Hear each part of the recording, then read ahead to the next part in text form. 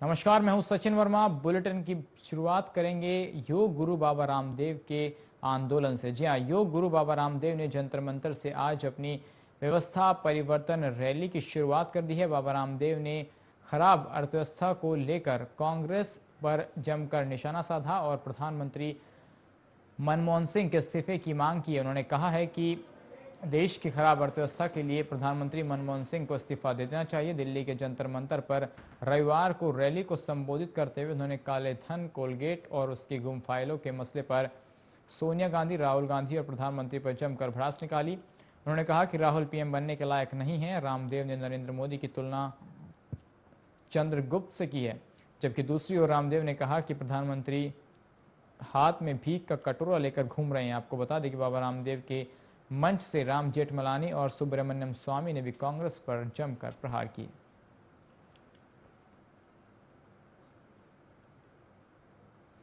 वहीं बाबा रामदेव ने कांग्रेस पर निशाना साधते हुए प्रधानमंत्री को भी आड़े हाथों लिया।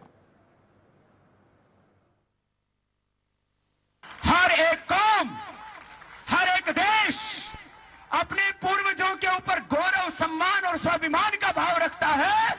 ये अपने पूर्वजों के प्रति कृतज्ञ है, उनका अनादर करता है और फिर हिंदुस्तान की सत्ता पर काबिज है। करीब 90% देश में इलीगल माइनिंग होती है। 90%। करीब 1 लाख तो केस ऑफिशियली दर्ज करवाए जाते हैं इलीगल माइनिंग के। 1 लाख केस। ये कोयला मंत्रालय, खान मंत्रालय की रिपोर्ट है, बाबा के अपने घर का डेटा नहीं है। 1 लाख लोग इलीगल माइनिंग कर रहे हैं। इलीगल माइनिंग करने वाले तो बहुत थोड़े से लोग हैं।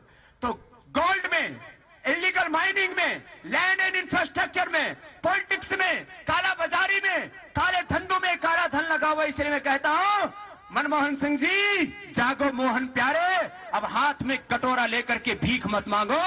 देश का जो धन दबाया हुआ है इन जहरीले नागों से, इनसे वो धन छीनो।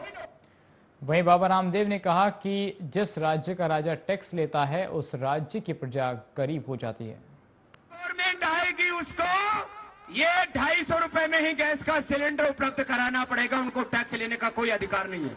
क्या देश के लोगों के पास में इतना भी धन ना रहे कि अपना घर ठीक से चला सके? सारा यही लूट के बैठेंगे। भाई बहनों, गैस के ऊपर करीब 50% टैक्स, पेट्रोल और डीजल पर कितना टैक्स? करीब 50% टैक्स।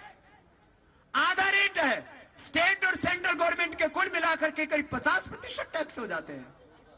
और करीब जब ये आधा टैक्स हो जाएगा तो हिंदुस्तान में गरीबी अपने आप कम हो जाएगी और हिंदुस्तान में महंगाई भी अपने आप कम हो जाएगी। यह अगले चुनाव का मुद्दा होगा। यह व्यवस्था परिवर्तन का हिस्सा होगा। टैक्स घटाओ, देश बचाओ, गरीबी मिटाओ। रामदेव ने नेहरू और गांधी नाम पर सवाल उठाते हुए कहा कि सरकार ने शहीदों का अपमान किया है। बेटी किसी के ब्याहते हैं तो 3, 4, 5 पीढ़ियों की तहकीकात करते हैं कि नहीं करते? तो इनके दादा परदादा, उसके दादे का नाम बताइयो। मोतीलाल, ये नेहरू कैसे है? इनके घर के सामने एक नाली बहा करती थी, उसको इन्होंने नहर कह दिया। शुरू से ही झूठे। भाई नहर के किनारे हो तो नेहरू, सरनेम तो एक ही तो होता है, कोई बदला थोड़ी जाता है। फिर फिरोज गंधी से, गंधी किसको बोलते हैं? इत्र बेचने वालों। फिरोज गंधी से इंदिरा गांधी जी की शादी हो गई तो वो गंधी हो गया गांधी। अब नाम में भी घोटाला। भाई बहनों, ये इतने जाहिल हैं। चंद्रशेखर, राजगुरु, सुखदेव, भगत सिंह को आज तक ये शहीद नहीं मानते। क्या आपको इस बात का पता है? चंद्रशेखर, राजगुरु, सुखदेव, भगत सिंह और देश की आजादी के महानायक नेताजी सुभाष चंद्र बोस को तो देश के प्रथम प्रधानमंत्री जवाहरलाल नेहरू ने ट्रांसफर ऑफ पावर एग्रीमेंट में वार क्रिमिनल माना है। वार क्रिमिनल माना है।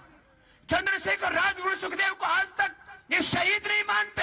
और पिछले दिनों तो बात बहुत उठी तो आज मनमोहन सिंह जी बेशर्मी से कह देते हैं ये कोई बहुत बड़ा मुद्दा नहीं है, इसके बारे में सरकार सोचेगी। बाबा रामदेव के मंच पर राम जेठमलानी भी पहुंचे। राम जेठमलानी ने केंद्र सरकार पर भी जमकर अपनी भड़ास निकाली। और पहला सत्य जो मैं आपके सामने रखना चाहता हूं ये कि आपको बार बार प्रचार करके बताया गया है कि हिंदुस्तान एक गरीब मुफलिस देश है। ये झूठ है। हिंदुस्तान एक शाहूकार देश है, मगर हिंदुस्तान की दौलत ये हिंदुस्तान के चोर, हिंदुस्तान के बेईमान, हिंदुस्तान के रिश्वतखोर, हिंदुस्तान के मैं जिनको डाकू कहता हूं, उन्होंने चोरी करके हिंदुस्तान को मुफलिस बनाया। दुनिया से 14 बेईमान डाकू निकालकर उसका नाम, उसका बैंक अकाउंट नंबर, उस अकाउंट में क्या क्या उनका पैसा दाखिल है और जमा है, उनकी एड्रेस, 14 सारी दुनिया के बदमाश। इन 14 बदमाशों में से मुझे शर्म आता है। मैं हिंदुस्तान का नागरिक हूं, हिंदुस्तान की सभ्यता का बड़ा सेवादारी हूं, मैं उसको पुजारी हूं, मगर इन 14 देखाओं के बाद बीच में 12 नंबर जो डाकू था वो था हिंदुस्तान का प्रधानमंत्री राजीव गांधी। तो आज राम जेठमलानी समेत तमाम लोग आज रामदेव के मंच पर पहुंचे थे, जंतर मंतर पर, और जमकर कांग्रेस पार्टी के खिलाफ लोगों ने अपनी भड़ास भी निकाली। और देखना होगा कि इसके परिणाम आने वाले समय में कांग्रेस पार्टी के लिए क्या कुछ रहते हैं।